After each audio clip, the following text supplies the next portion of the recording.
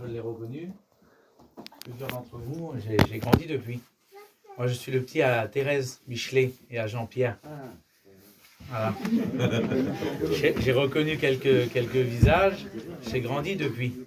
Et je suis vraiment content de vous faire la réunion ce soir. Alléluia. Que Dieu soit béni. Vous savez pourquoi? Parce que ici, voilà, l'usage normal du petit chalet, c'est qu'on mange dedans. Mais ce soir, vu que la parole de Dieu est annoncée, on peut toucher Dieu ici. Alléluia. C'est difficile à croire pour celui qui ne croit pas en Dieu, mais c'est la réalité de la Bible. Ici, ce soir, on peut toucher Dieu, bénir Dieu.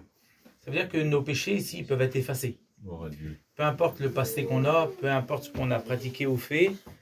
Puis ce qui va faire que vos péchés sont effacés, c'est pas moi, c'est pas les frères. C'est pas le thème de voix, c'est pas si je parle un peu fort ou moins fort. Vous savez, le sentiment, ça sauve pas. Ce qui sauve, c'est que vous soyez à l'écoute de la Bible. Alléluia. C'est la matière première, c'est la Bible. Vous voyez, nous, avant, dans le monde, on était catholiques.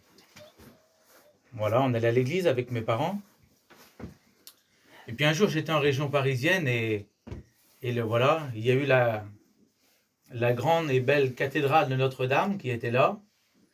Et puis, je me suis intéressé, j'ai été voir, j'ai regardé, et il y avait plein de symboles dessus cette cathédrale. Vous voyez, il y avait une grande flèche qui montait jusqu'au ciel, elle faisait plus de 90 mètres de haut, et les gens qui étaient là, ils disaient, ben voilà, cette flèche, elle symbolise qu'ici, on peut toucher Dieu. Et puis, je me suis aperçu avec le temps, et puis vous l'avez tous vu, le 15 avril 2019, vous l'avez tous vu à la télé, cette grande cathédrale a brûlé devant des millions de personnes. Puis le Seigneur parle à mon cœur et disait, tu sais, Manzon, on ne touche pas Dieu par quelque chose qui a été fait avec des mains d'homme.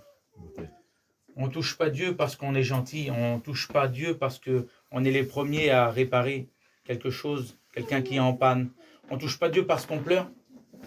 On touche Dieu quand on accepte le Christ dans notre vie, alléluia. Et c'est quelque chose de très simple. Vous voyez, quand on lit la parole de Dieu, on s'aperçoit qu'il y a des hommes et des femmes, il y a des centaines d'exemples dans la parole de Dieu. Puis tout à l'heure, Tony, à 4 heures, il était 3-4 heures, Tony m'a appelé, il m'a dit, on fait une réunion à Beau, tu veux prêcher? Je lui ai dit, si tu veux, ça ne me dérange pas.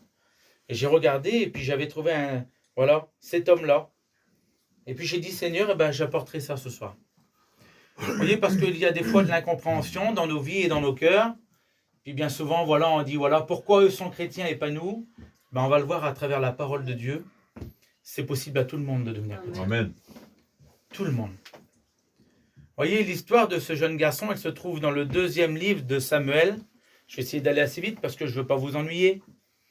Mais vous voyez, ce jeune garçon-là, lui, il s'appelle Méphibosheth. Et Méphibosheth, il a un bel avenir devant lui. Vous voyez, son grand-père, c'est Saül, c'est le roi d'Israël. Son père, c'est Jonathan, c'est le prince. Et puis, pour lui, la vie, elle s'ouvre devant lui et il a un avenir tout tracé. Mais il y a le tout à coup de la vie souvent. Il y a les problèmes, il y a les difficultés qui sont là, des choses que nous, on ne comprend pas, et puis qui arrivent. Et quand on lit la parole de Dieu, on s'aperçoit que Saül et puis Jonathan vont aller en guerre, et le même jour, les deux vont mourir. J'aimerais, que vous vous mettez à la place de ce jeune. Il a 5 ans, lui, Méphibosheth. Il perd son père et son grand-père le même jour. Vous allez dire Zinda, Puis lui, il pourrait dire, mais je ne comprends pas la vie, moi. Comment que ça marche, ça? C'est pas de ma faute. Qu'est-ce qui se passe? Et puis, écoutez, pour en rajouter, et c'est pas moi, et je ne veux pas faire de sentiments, ce soir, je veux vous prêcher la Bible, alléluia. Gloire à Dieu. En plus qu'il perd son père et son grand-père, la Bible dit que la nourrice qui est là, dans la panique, dans l'affolement des choses, elle va prendre le bébé et quand elle va vouloir aller vite dehors, elle va le faire tomber et elle va le rendre handicapé. Il ne pourra plus marcher, ce petit enfant-là.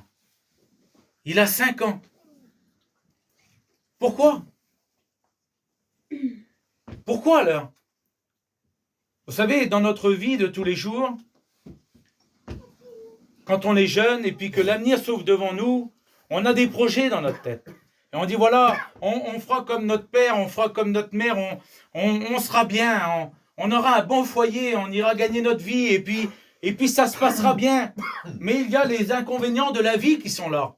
Les épreuves de la vie viennent et puis bien souvent on en veut à Dieu pour ça. Mais pourquoi? Alors Dieu y répond ce soir. Parce que Dieu a un plan pour toi, alléluia. Gloire à Dieu. Peu importe le pourquoi de la vie, le but principal de la réunion, c'est de sauver ton âme, alléluia. Amen. Et puis le Méphibosheth, il est là, il a 5 ans, la nourrice va le prendre. Et écoutez, vous savez où elle va l'emmener, elle? Elle va l'emmener dans un pays lointain. Lui, il vivait dans le pays d'Israël. Il avait un avenir tout tracé. Et puis quand on réalise nos vies, nous on se dit, Seigneur, c'est pas la vie qui rêvait, jeune garçon là. Hein. Zinda, lui, il avait 5 ans, et puis pour lui, c'était la royauté. Hein. Et vous voyez, je me prends à moi comme exemple parce que je veux gêner personne ce soir. Moi, j'ai pas été élevé dans une mauvaise famille. Mes parents, ils étaient très gentils. Et puis quand je grandissais, je disais, ben moi, je serai quelqu'un de bien. Je serai quelqu'un. On voulait tous réussir dans le monde, comme tout le monde de maintenant. Mais voilà, il y a les inconvénients de la vie, il y a les soucis, il y a les incompréhensions qui font que, eh ben voilà, il y a le prince de ce monde qui tombe sur la jeunesse et qui met des passions, qui met la drogue, qui met l'alcool, qui met l'angoisse, il met les dépressions, il met toutes ces choses sur nos vies. Et puis quand on arrive à un certain âge, et puis qu'on s'arrête et qu'on se pose la question, on dit, mais est-ce que c'est la vie que je rêvais, ça? Alors je vous parle pour moi. Hein. J'ai rencontré le Seigneur à 26 ans, moi. J'avais fondé un foyer, j'avais un garçon. Mon petit, il avait 4 ans, je ne l'avais pas vu grandir. Vous voyez, avant-hier, je suis en train de regarder des photos avec ma femme et il me disait, tu te rappelles du petit, là? Comme il était comme ça, est-ce que tu te rappelles comme il était comme ça? Ben non. Tu te rappelles de son petit maillot? Je ne me rappelle pas. Je ne me rappelle pas parce que voilà, la vie avait fait qu'on avait des vies de misère. On ne se rappelle pas de tout ça. Et puis, à l'âge de 26 ans, quand j'ai été à une seule réunion, je n'ai pas été à 50 réunions, moi. J'ai été à une seule réunion, on n'était jamais en mission, j'ai été... Et quand je me suis assis devant, j'avais mon petit, 3 ans justement, 3 ou 4 ans sur les bras là. Et le serviteur a prêché sur un texte tout simple. Il a dit, car Dieu a tant aimé le monde, alléluia, qu'il a donné son Fils unique pour que toi tu péris pas, mais que tu as la vie éternelle. Amen. Amen. Puis quand j'ai réalisé ça, j'ai dit, Seigneur, quel amour que tu as eu pour moi, moi qui fume, moi qui a toutes ces passions, tu as eu autant d'amour. Il disait oui. Et puis c'était fort dans mon cœur, il me disait, tu te donnerais toi ton petit pour quelqu'un là? Je disais, jamais de la vie je donnerais mon petit moi. Et puis Dieu disait, moi je l'ai donné. Et puis j'aimerais te le dire ce soir devant Dieu, il l'a donné pour toi qui est là aussi. Amen. Il l'a donné pour que tu aies la vie éternelle, alléluia. Ce jeune garçon, il ne comprend pas. La nourrice, ça va l'emmener dans un lieu, vous voyez, pour pas qu'il reste là. La Bible dit que elle va l'emmener dans un pays lointain, loin d'Israël, loin de la présence de Dieu. Parce que c'est là où nous emmène le monde. Vous voyez, ça commence par des petites choses. Et puis, on a tous vécu ces choses-là. Voilà, quand on grandit, ça commence par une petite cigarette, par un petit truc, voilà, par un petit souci. Et puis, total, on est rendu dans la misère jusqu'au cou. Et puis, cette nourrice, ça va l'emmener loin d'Israël, loin de la présence de Dieu. Elle va l'emmener dans un pays qui s'appelle Lo-Debar. Vous voyez, ça veut dire le lieu sans pain, le lieu aride, le lieu où il n'y a rien. Elle va le mettre dans la maison de Makir. Vous voyez, en grec, le mot Makir, ça veut dire, il s'appelait vendu, lui. Et il y a un texte dans la parole de Dieu, dans le livre d'Isaïe, qui dit que vous avez été vendus gratuitement au péché. Et ce n'est pas par de l'or ni de l'argent que vous avez été rachetés, mais c'est par le sang de Jésus. Amen. Et c'est vrai que quand je réalise ma vie, puis réaliser la vôtre, on n'a pas payé pour pécher. Prenez un petit de 3-4 ans où il n'y avait pas appris à mentir. Moi, mon petit, il a été élevé, le deuxième, il a été élevé dans un foyer chrétien. Et des fois, quand j'y parle, il ment. J'ai dit, tu mens. J'y ai pas appris à mentir. Ma femme non plus. On est vendu gratuitement au péché. Mais le Christ a donné sa vie, alléluia. Gloire à Dieu. Et quand il l'a emmené dans ce lieu lointain, c'était fini pour ce jeune garçon. Terminé. Plus de relation avec Israël. Plus de relation avec les chrétiens. Voyez, et puis la nourrice, quand on va l'emmener là, voyez, il a pratiquement plus d'identité, ce petit-là. Surtout, tu ne dis pas qui tu es. Ne dis pas que tu es un descendant de Saül, tu vas te faire tuer. Reste ici. Voilà. Et c'est ce que le diable fait. Écoutez, je ne veux pas être maladroit, mais voilà, toute la semaine, on a visité des foyers et puis des gens. Et on s'aperçoit que l'ennemi de ce monde-là, c'est ce qu'il fait. Il emprisonne les jeunes et puis les plus anciens à travers des téléphones, à travers des passions. On s'aperçoit que les jeunes n'ont plus de copains. Le seul copain qu'il y a, c'est les cachets. c'est la misère, c'est la drogue, c'est l'alcool, c'est toutes ces choses qui résument nos vies. Et puis on s'aperçoit que les gens ont de moins en moins de famille, de copains, il n'y a plus de relations comme avant. Les anciens le disent, avant c'était mieux. Maintenant chacun est dans un coin, et puis chacun reste dans son petit coin, et puis c'est bien comme ça. Et c'est la vie qui mène Mephibosheth Zinda, lui. Il n'a pas demandé ça. Il n'a pas demandé ça, Zinda, il avait 5 ans, lui. Et ils l'ont emmené dans ce vilain pays. Et puis devant Dieu, écoute, je suis sûr et certain dans mon cœur ce soir, que si tu es à la réunion, là, c'est parce que c'est pas de ta faute non plus, toi. Si je te demanderais ce soir, pourquoi tu n'es pas chrétien? Tu dirais, je sais pas. C'est parce que, voilà, j'ai pas été élevé dans un foyer chrétien, c'est parce que, voilà, nous, voilà, notre vie, c'est pas ça, voilà, on chercherait toujours quelque chose. J'aimerais te dire que Dieu veut te faire grâce. Amen. Alléluia. Alléluia. Il était dans ce pays tout seul, loin de la présence de Dieu. C'était fini pour lui. Je disais ça à mon petit cousin l'autre jour, qu'il n'y a pas si longtemps de ça, il y a un serviteur de Dieu qui m'a appelé, il m'a dit, Manson, tu viens avec nous, on va prier pour un petit raclos à l'Anester, là. Alors, je m'excuse pour les anciens qui sont là. Il se pique dans les pieds, et puis voilà, il en goutte de sueur dans le lit, et puis le petit raclos, voilà, c'est une catastrophe. Puis les frères ont été. Et au nom de Jésus, alléluia, il a été délivré. Amen. Je vous dis ça parce que je sais que vous n'êtes pas rendus à l'extrême là ce soir. Mais le péché, c'est le péché. Et Dieu veut faire grâce, alléluia. Il est tout seul dans ce petit coin là. Personne ne pense à lui. Comme le petit raclos à l'Anester, personne ne pense à lui. Qui c'est qu'aurait dit que les serviteurs de Dieu auraient prié là? Mais Dieu a un plan pour chaque homme. Amen. Dieu a un plan pour chaque personne. Que tu aimes les réunions ou que tu les aimes pas, que tu en veux à Dieu ou que tu n'en veux pas à Dieu, et même que tu aurais été loin de dire des paroles sur Dieu, et bien Dieu t'aime quand même, alléluia. Amen. Et il veut te sauver dans cette soirée. Amen. Qui c'est qu'aurait dit il y a 3 ans, à Beau, dans le petit chalet, il y aura des réunions? Et puis Alexandre, il témoignera. Gloire à Dieu. C'est pas possible en vrai. Il est fou le petit garçon ce qu'il nous dit là. Oui, mais ça c'est les visions de Dieu, les projets de Dieu. Dieu a des projets pour vous, alléluia. Amen. Et lui, il est dans le petit pays lointain, peut-être comme toi, peut-être un peu isolé, ou peut-être que tu dis, toi, personne ne pense à moi, puis en plus, personne ne connaît mon cœur. Bah, c'est bien que moi, je ne le connais pas devant Dieu, c'est le top. Mais Dieu connaît ton cœur. Amen. La Bible dit qu'il est à l'Audebar tout seul là-bas. Écoutez ce qui se passe dans la parole de Dieu. Parce que la Bible dit que quand un malheureux crie, l'Éternel l'entend. Et il le délivre, alléluia. La Bible dit qu'un serviteur de Dieu va venir. Serviteur de Siba. Vous savez, quand il y a un besoin dans un foyer ou dans une maison, Dieu emmènera toujours des serviteurs pour faire une réunion. C'est incroyable. Il se servira de tous ses enfants pour faire une réunion où il y a un besoin particulier. Alléluia. Gloire à Dieu. C'est beau, hein? Et puis, le petit serviteur de Siba, il arrive, lui, il a envoyé de David, lui. Et il frappe. Vous pourrez le lire dans la parole de Dieu, dans le 2e livre de Samuel, au verset 4 et au chapitre 4. Et il va frapper. Il va dire, Mephibosheth, mettez-vous à la place du petit, là. Il m'a retrouvé. Je suis bas. Parce que, voilà, comme Saül, c'était le roi, son grand-père, c'était le roi, lui. Et puis que son grand-père était mort, et son père aussi. Bah, David, pour prendre le trône, il fallait que tous ceux de la lignée royale meurent. Donc, quand lui, il retrouve, il se dit dans sa tête, si je réponds, je suis mort. Il va dire, ton père m'a fait la guerre, ton grand-père m'a fait la guerre. Je suis mort. Écoutez ce que dit la parole de Dieu. Je l'ai marqué ici. Il va frapper. Il a Mephibosheth. Oui. Le roi t'appelle. Alléluia. Le roi t'appelle. Ça voudrait dire que dans cette soirée, voilà, il n'y a pas grand-chose pour frapper les regards. Mais le roi des rois, alléluia, il t'appelle au salut. Gloire à Dieu. Il t'appelle. Devant Dieu, les réunions, c'est pas fait pour faire beau. Les réunions, c'est pas fait pour que tu pleures, ou alors on aurait pu jouer un petit cantique à la guitare et faire un peu de sentiment, ça sauve pas. Ce qui sauve, c'est quand lui, il t'appelle, alléluia. Gloire à Dieu. Dans ton cœur.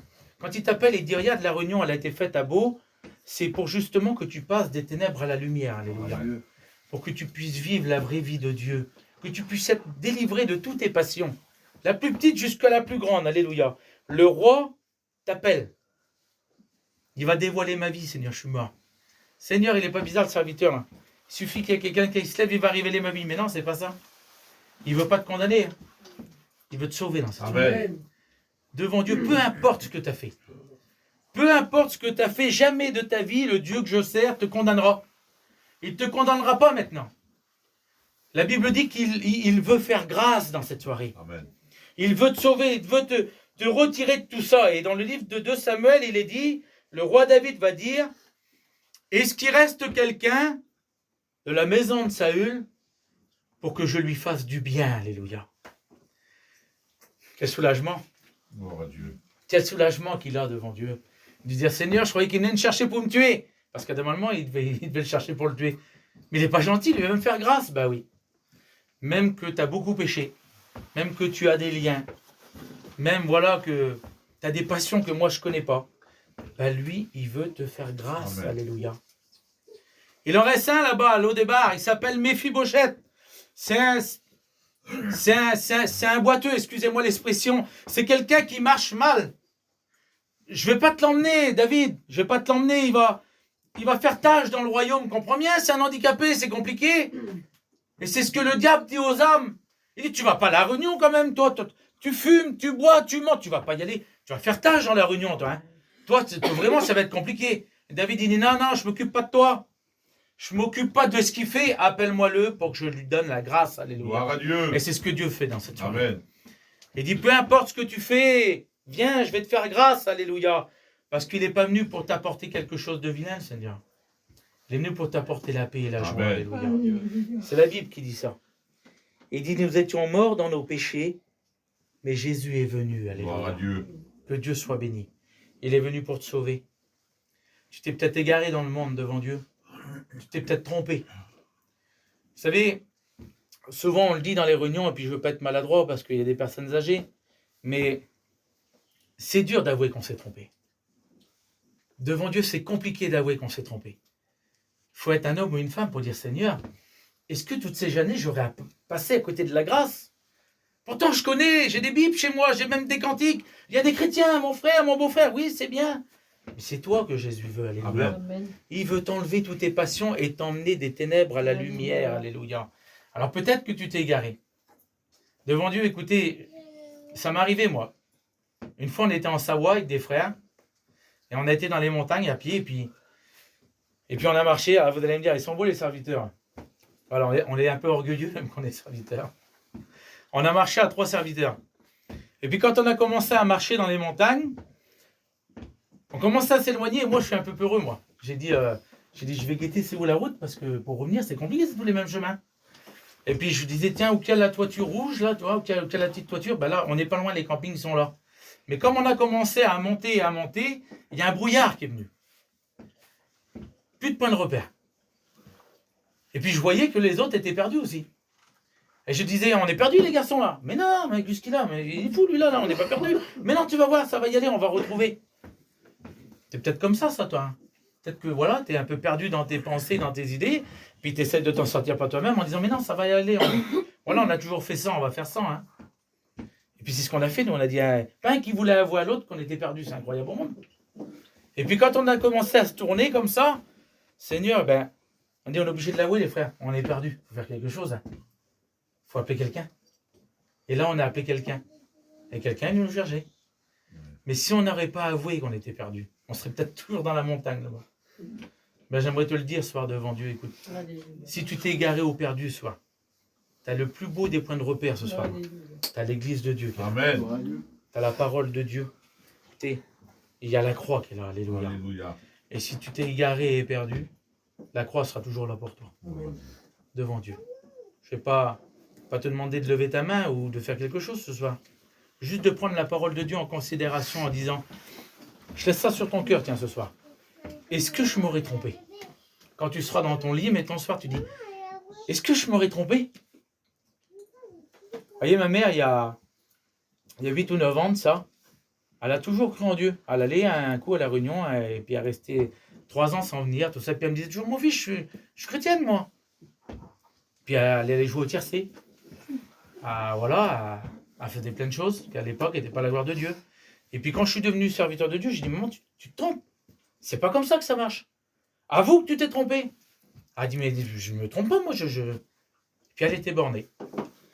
Et un jour, écoutez, elle a tombé malade. Elle a fait 9 mois de chimio et puis elle s'approchait de Dieu. voyez, il y a des circonstances qui font qu'on s'approche de Dieu. Et puis, au bout d'un mois ou deux, qu'a amené à la réunion, a dit, je vais te dire quelque chose, a dit, voilà, je veux devenir chrétienne, pas parce que je suis malade, a dit parce que je me suis trompé, alléluia. Amen. Dès qu'elle a avoué qu'elle s'est trompée, le Seigneur l'a sauvée. Gloire à Dieu. Il ne faut pas se borner par des faux raisonnements, nous dit la parole de Dieu.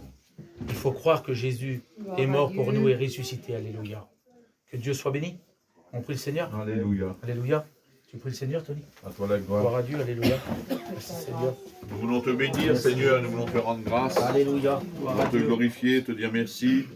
Merci pour la parole, Merci, ta Seigneur. parole qui est merveilleuse, ta parole qui nous rappelle, Dieu. Seigneur, qu'on était Merci pour ta esclaves, grâce. esclaves dans nos péchés, enfermés chacun dans son coin, Seigneur. Alléluia. Et on était des malheureux, Seigneur. C'est vrai qu'on était des malheureux. C'est vrai, Seigneur. Et c'est vrai, Seigneur, on méritait, Seigneur, la On méritait sentence rien, dans nos Seigneur. vies. Mais toi, Seigneur, tu as désiré nous faire grâce. Amen. Et tu nous as fait grâce. Tu es venu nous chercher où c'est qu'on était, Seigneur. Alléluia.